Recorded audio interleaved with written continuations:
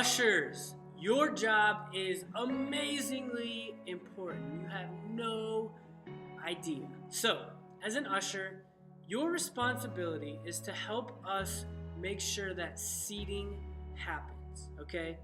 Now, the reality is, pre-service, you're not going to have much to do because our people are always late. But once the service starts and going into 5, 10, 15 minutes into the service, you're going to have some work to do, all right? You need to help us seat people. If people come late, they've sort of lost their opportunity to find their own seat. We need you to be in there walking up and down the aisles pre-service and as service starts to know where you can place people as they come in. Know where a family of 5 could go sit. Know where an individual could go sit. Know those spots. And if you're running out of them, open up an overflow, all right? Those are there for your advantage. Now, don't open an overflow if it's like 10% full, all right? The rule of thumb is 60 to 75% full. You're gonna wanna then open an overflow, all right? And you can start with the middle one and then go to the left side and then go to behind the sound booth. That's like, no one really wants to sit there, but if you have to, you put them there. Because again, the people who arrive 15 minutes late, they already go to our church, all right? The guests, they already probably got good spots. So as an usher, that's job number 1. Job number 2, and probably more important than job number 1, you're the absolute last line of defense for our 6 touches process.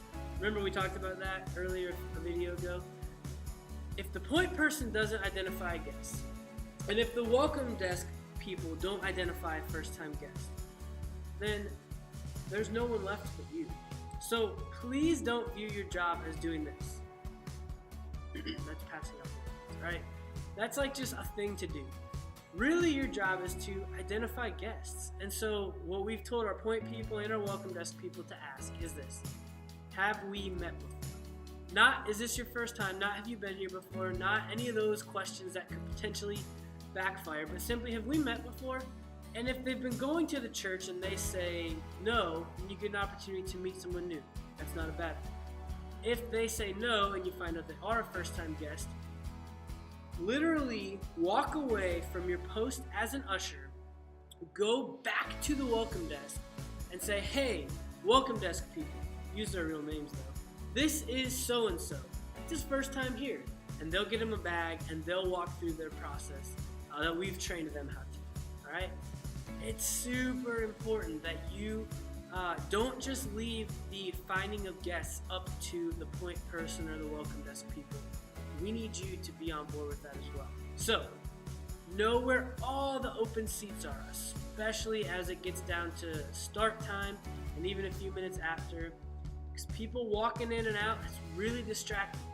And let's not forget that the focus of our worship service, and especially the first few minutes where we're singing songs, is to worship God.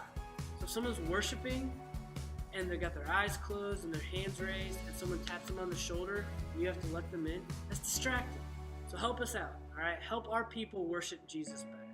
And then number 2, be that last line of defense for guests. Don't let anyone get past you, all right?